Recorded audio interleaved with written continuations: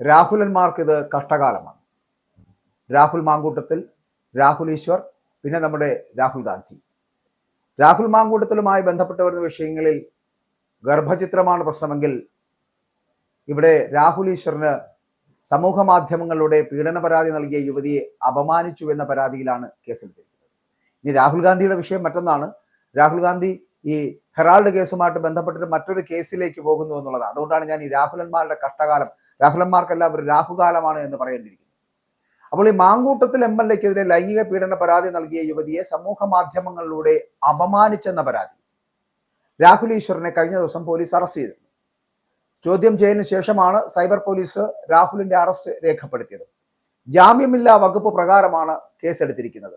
രാഹുലിനെ ഇപ്പോൾ കോടതിയിൽ ഹാജരാക്കുകയാണെന്ന് മാത്രമല്ല, യുവതിയുടെ പരാതിയിൽ KPCCയുടെ ജനറൽ സെക്രട്ടറി ആയിട്ടുള്ള സന്ദീപ് വാര്യർ, പത്തനംതിട്ട മഹിളാ കോൺഗ്രസ് ജില്ലാ ജനറൽ സെക്രട്ടറി ആയിട്ടുള്ള രഞ്ജിത പുളിക്കൻ, സുപ്രീം കോടതി അഭിഭാഷകയായിട്ടുള്ള ദീപ ജോസഫ് എന്നിവർക്കെതിരെയും കേസെടുത്തിട്ടുണ്ട്. ഇവർക്ക് ഹാജരാകാൻ നോട്ടീസ് നൽകും. കൂടാതെ നിലവിലെ സാഹചര്യത്തിൽ ഇവർ മൂവരും അല്ലെങ്കിൽ ഇവർ 4 പേരും മുൻകൂർ ജാമ്യത്തിന് ശ്രമിച്ചേക്കുമെന്നുള്ള കാര്യത്തിൽ സംശയമില്ല. അതിവേഗമായിരുന്നു ഈ രാഹുൽ മാങ്കൂട്ടത്തിന്റെ പ്രശ്നവുമായി ബന്ധപ്പെട്ട് വരുമ്പോൾ നമ്മുടെ രാഹുൽ ഈശ്വറിനെതിരായിട്ടുള്ള നീക്കം നടന്നത്. സൈബർ പോലീസ് വൈകിട്ട് രാഹുലിന്റെ വീട്ടിലെത്തി ചോദ്യം ചെയ്യലിന് ഹാജരാകാൻ നിർദ്ദേശിക്കുന്നു. ഫോണും ലാപ്ടോപ്പും ഹാജരാക്കാൻ കൂടി നിർദ്ദേശം നൽകുന്നു. എയർ ക്യാമ്പിലെ വളപ്പിൽ സ്ഥിതി ചെയ്യുന്ന സൈബർ പോലീസ് സ്റ്റേഷനിലേക്കായിരുന്നു ചോദ്യം ചെയ്യൽ നടക്കുന്നത് എന്ന് പറയുന്നു. രാഹുൽ മാങ്കൂട്ടത്തിനെ ശക്തമായി പിന്തുണച്ച് രാഹുൽ ഈശ്വർ രംഗത്ത് വരുന്ന സാഹചര്യമായിരുന്നല്ലോ. സമൂഹ മാധ്യമങ്ങളിലൂടെയൊക്കെ അപമാനിക്കുന്നതായിട്ട് കഴിഞ്ഞ ദിവസമാണ് യുവതി അത്തരത്തിലൊരു പരാതി സൈബർ ഇടങ്ങളിൽ നൽകിയതും പോലീസിന് നൽകിയതും. അപ്പോൾ കോടതിയിൽ ഹാജരാക്കുമ്പോൾ രാഹുൽ ഈശ്വറിന് ജാമ്യം കിട്ടുമോ എന്നത് നിർണായകമാണ്. അല്ലാത്ത പക്ഷം രാഹുൽ ഈശ്വർ ജയിലിലേക്ക് പോകേണ്ടി വരുമെന്നുള്ള കാര്യത്തിൽ സംശയമില്ല. ഇവിടെ സ്ത്രീത്വത്തെ അപമാനിക്കൽ, ഭീഷണിപ്പെടുത്തൽ, ഈ വകുപ്പുകൾ ചേർത്തുകൊണ്ടാണ് കേസെടുത്തിരിക്കുന്നത്. ഇലക്ട്രോണിക് സംവിധാനങ്ങളുടെ ദുരുപയോഗവും ഇതിനകത്ത് ചുമത്തിയിട്ടുണ്ട് എന്നുള്ളതാണ്. വ്യക്തി വിവരങ്ങൾ വെളിപ്പെടുത്തി എന്നതടക്കം ചൂണ്ടിക്കാട്ടി യുവതി നൽകിയ പരാതിയിലാണ് സൈബർ പോലീസിന്റെ നടപടി ഇപ്പോൾ ഉണ്ടായിരിക്കുന്നത്. കഴിഞ്ഞ ദിവസം രാത്രി 9 മണിയോടുകൂടിയാണ് അറസ്റ്റ് രേഖപ്പെടുത്തിയത്. മൊബൈൽ ഫോൺ പിടിച്ചെടുത്തിരിക്കുന്നു. മാത്രമല്ല, പോസ്റ്റ് ചെയ്ത വീഡിയോ അത് കണ്ടെത്തിയിരിക്കുന്നു. ജനറൽ ആശുപത്രിയിൽ വൈദ്യ പരിശോധനയൊക്കെ നടത്തിയിട്ടാണ് ഇദ്ദേഹത്തിനെ വീണ്ടും തിരികെ പോലീസ് സ്റ്റേഷനിലേക്ക് കൊണ്ടുപോകുന്നു. കോടതിയിൽ നിന്നും രാഹുലിന് ജാമ്യം കിട്ടാൻ സാധ്യത കൂടുതലാണ്. അതുകൊണ്ടാണ് രാത്രിയിൽ തന്നെ അദ്ദേഹത്തെ മജിസ്ട്രേറ്റിന് മുന്നിൽ ഹാജരാക്കാത്തത് എന്നുള്ള വിലയിരുത്തൽ വരുന്നുണ്ട്. കാരണം ഒരു ദിവസം രാഹുൽ ഈശ്വർ ഈ പറഞ്ഞ പോലെ ജയിലിനകത്ത് കിടക്കട്ടെ, അല്ലെങ്കിൽ പോലീസ് സ്റ്റേഷനകത്ത് ഇരിക്കട്ടെ എന്ന് കരുതി കാണും ചില മാന്യന്മാരും ഇതിനോടൊപ്പം ചേർന്ന് സഞ്ചരിക്കുന്ന പലരും. കാരണം ഇതൊരു പ്രത്യേക സാഹചര്യമാണ്. മാത്രമല്ല, ഇത് മറ്റുള്ളവർക്കുള്ള ഒരു സന്ദേശം കൂടിയാണ്. ഇങ്ങനെ കാണിച്ചാൽ നിങ്ങൾ അകത്തിരിക്കും. മാത്രമല്ല, ഇപ്പൊ രാഹുൽ ഈശ്വറിനെ അകത്താക്കിയതുകൊണ്ടോ രാഹുൽ മാങ്കൂട്ടത്തിൽ പുറത്തു നിന്നുകൊണ്ടോ ഒരു കാര്യമില്ല. ഇപ്പൊ രാഹുൽ മാങ്കൂട്ടത്തിന് ഏതെങ്കിലും തരത്തിൽ ആരെങ്കിലും സപ്പോർട്ട് ചെയ്യുന്ന ഒരു സാഹചര്യം ഉണ്ടെങ്കിൽ അവരെ എല്ലാവരും പിടിച്ച് അകത്തിടാം എന്ന് പറയുന്നത് ശരിയല്ല. ഇനി ഈ വിഷയം അതല്ല. രാഹുലുമായിട്ട് ബന്ധപ്പെട്ട് വരുന്ന വിഷയത്തിൽ രാഹുൽ ഈശ്വർ എന്ന് പറയപ്പെടുന്നത് പരാതിക്കാരിയെ അപമാനിച്ചു എന്നുള്ളതാണ്. അത്തരത്തിൽ പരാതിക്കാരിയെ സമൂഹത്തിന് മുന്നിൽ വെളിപ്പെടുത്തുന്ന രീതിയിൽ സംസാരിക്കുകയോ പോസ്റ്റ് ഇടുകയോ ചെയ്തിട്ടില്ല എന്ന് പലരും പറയുന്നുണ്ട്. പക്ഷെ അത്തരത്തിൽ ചെയ്തതിനാണ് രാഹുൽ ഈശ്വർ ഇപ്പോൾ അകത്തായിരിക്കുന്നത്. മാത്രമല്ല, ഏതെങ്കിലും തരത്തിൽ സമൂഹ മാധ്യമങ്ങളിൽ വലിയ പ്രതിസന്ധി ഉണ്ടാക്കുന്നുണ്ട്. അത് ഈ സർക്കാരിനെതിരെയും പിണറായി വിജയനെതിരെയും പോലീസിനെതിരെയും ഒക്കെ ശക്തമായിട്ടുള്ള അവമതിപ്പുണ്ടാക്കുന്ന തരത്തിലുള്ള വാർത്തകൾ പല ഓൺലൈൻ മാധ്യമങ്ങളും നൽകുന്നുണ്ട്.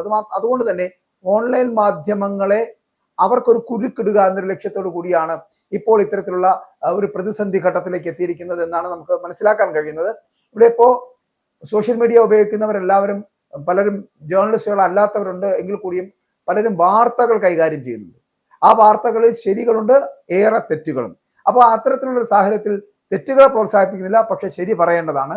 അതുമാത്രമല്ല, പ്രതിപക്ഷ മനോഭാവത്തോടുകൂടി കൃത്യമായിട്ടുള്ള തിരുത്തലുകൾ ഭരണപക്ഷത്തിന് കാണിച്ചു കൊടുക്കേണ്ടത് ബാധ്യതയും പൊതുസമൂഹത്തിനുണ്ട് എന്നുള്ളത് കൊണ്ട് തന്നെയാണ് വാർത്തകൾ എപ്പോഴും ഈ ഭരണപക്ഷത്തിനെതിരാകുന്നത്. അതുകൊണ്ട് എല്ലാവരെയും പിടിച്ച് വാമൂടി കെട്ടാമെന്ന് പറയപ്പെടുന്ന ഒരിക്കലും ശാസ്ത്രീയമായ രീതിയുമല്ല, അത് ആശാസ്യവുമല്ല. അപ്പോൾ ഇവിടെ ഈ സന്ദീപ് വാര്യർ അടക്കം ഇപ്പോൾ എനിക്ക് തോന്നുന്നു അടുത്ത അറസ്റ്റ് ചെയ്യാൻ പോകുന്ന സന്ദീപ് വാര്യറിനെയാണ്. പരാതിക്കാരിയെ സമൂഹത്തിന് മുന്നിൽ വെളിപ്പെടുത്തുന്ന രീതിയിൽ സംസാരിക്കുകയോ പോസ്റ്റ് ഇടുകയോ ചെയ്തിട്ടില്ലെന്ന് സന്ദീപ് വാര്യർ തന്നെ പ്രതികരിച്ചിട്ടും മാത്രമല്ല, കേസിനെ നിയമപരമായിട്ട് രാഷ്ട്രീയപരമായിട്ട് നേരിടാനുള്ള തയ്യാറെടുപ്പിലാണ് സന്ദീപ് വാര്യർ അടക്കം. ആദ്യം എന്നാൽ ഇരയുടെ പേര് വെളിപ്പെടുത്തിയത് ആരെയെന്ന് ചോദിച്ചാൽ DYFI ആണ് എന്നാണ് പറയപ്പെടുന്നത്. DYFI നേതാവ് മൈക്ക് കെട്ടി പ്രസംഗിച്ചു എന്നും എന്നിട്ടും കേസെടുത്തില്ല എന്നാണ് സന്ദീപ് വാര്യർ പറയുന്നത്. പരാതിക്കാരിയായിട്ടുള്ള യുവതിക്കെതിരെയുള്ള സൈബർ ആക്രമണം ആ ആക്രമണത്തിൽ കൂടുതൽ നടപടികൾ ഉണ്ടാകുമെന്ന് ADGP ശ്രീജിത്ത് പറയുന്നുണ്ട്. അതിന്റെ ഭാഗമായിട്ടാണ് ഇപ്പോൾ ഇവർക്കെതിരെ എല്ലാം, അതായത് രാഹുൽ ഈശ്വർ ആണെങ്കിലും അഡ്വക്കേറ്റ് ദീപ ജോസഫ് ആണെങ്കിലും ഈ പറയുന്ന സന്ദീപ് വാര്യരാണെങ്കിലും ഒക്കെ എല്ലാവർക്കുമെതിരെ കേസ് എടുത്തിരിക്കുന്നത്. ഇവിടെ യുവതിയുടെ പരാതിയിൽ രാഹുൽ മാങ്കൂട്ടത്തിൽ MLA-ക്കെതിരെ പോലീസ് ജാമ്യമില്ലാ വകുപ്പുകൾ പ്രകാരം കേസെടുത്തിട്ടുണ്ട്. രാഹുൽ നിലവിൽ ഇപ്പോൾ ഒളിവിലാണ്. രാഹുലിന്റെ ഫ്ളാറ്റിൽ പോലീസ് പരിശോധന നടത്തിയിരുന്നു. ഒളിവിൽ പോയ രാഹുൽ തിരുവനന്തപുരത്തെത്തി അഭിഭാഷകനെ കണ്ട് മടങ്ങി എന്നുള്ള സൂചനകളടക്കം ഇപ്പോൾ വരുന്നുണ്ട്. പക്ഷെ അത് യാഥാർത്ഥ്യം എന്തുണ്ട് എന്നറിയില്ല. എന്തായാലും മുൻകൂർ ജാമ്യാപേക്ഷ എന്ന് പറയപ്പെടുന്ന ബുധനാഴ്ച പരിഗണിക്കാനിരിക്കുകയാണ്. മജിസ്ട്രേറ്റ് ഇപ്പോൾ ജാമ്യം അനുവദിക്കുന്ന പ്രതീക്ഷയിലാണ് രാഹുലും. ഒപ്പം തന്നെ ഇന്ന് മജിസ്ട്രേറ്റ് ജാമ്യം അനുവദിക്കുമെന്നുള്ള പ്രതീക്ഷയാണ് രാഹുൽ ഈശ്വർ. ഒപ്പം തന്നെ അദ്ദേഹത്തിന്റെ അനുകൂലികളും. കാരണം സൈബർ പോലീസിന്റെ അടുത്ത ലക്ഷ്യം എന്ന് പറയപ്പെടുന്നത് സന്ദീപ് വാര്യരാണ്.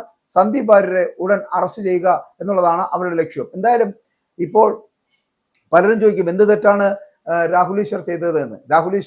രാഹുൽ മാങ്കൂട്ടത്തിന് വേണ്ടി പ്രസംഗിച്ചതാണോ അതോ പുരുഷന്മാർക്ക് വേണ്ടി പ്രസംഗിച്ചതാണോ എന്നൊക്കെ ചോദിക്കും. പക്ഷെ അത്തരത്തിൽ ചെയ്യുന്ന പ്രവർത്തികളോട് എല്ലാവർക്കും യോജിപ്പുണ്ടാകും. കാരണം ഇവിടെ പുരുഷ കേന്ദ്രീകൃതമാകുന്ന ഒരു വല്ലാത്ത ഒരു സൈബർ ആക്രമണം പല മേഖലയിൽ ഉണ്ടാകുന്നുണ്ട്. അത് മാത്രമല്ല പുരുഷന്മാർ, തെറ്റ് ചെയ്യുന്നവർ സ്ത്രീകളും പുരുഷന്മാരുമാണെങ്കിലും പുരുഷന്മാർക്ക് മാത്രമാണ് ഇവിടെ അവമതിപ്പുണ്ടാകുന്നത്, അവരെയാണ് തുറന്നു കാണിക്കപ്പെടുന്നത്. അപ്പോൾ അതിനെതിരെ ശക്തമായിട്ടുള്ള നടപടി സ്വീകരിക്കുകയും ഒപ്പം തന്നെ പ്രതിഷേധം അറിയിക്കുകയും ചെയ്യുന്ന രാഹുൽ ഈശ്വറിന്റെ പ്രവർത്തനങ്ങളോട് ഭൂരിപക്ഷം വരുന്ന പുരുഷന്മാരെങ്കിലും കൂടെ ഉണ്ടാകുമെന്നുള്ള കാര്യത്തിൽ സംശയമില്ല. പക്ഷേ അദ്ദേഹം ചെയ്തത് ഈ ഇപ്പോഴത്തെ കേസുമായിട്ട് ബന്ധപ്പെട്ട് വരുന്ന വിഷയത്തിൽ പരാതിക്കാരിയായിട്ടുള്ള സ്ത്രീയെ വെളിപ്പെടുത്തുകയോ തുറന്നു കാട്ടുകയോ ചെയ്തിട്ടുണ്ടെങ്കിൽ അതിനെതിരെയാണ് ഇപ്പോൾ കേസെടുത്തിരിക്കുന്നത്.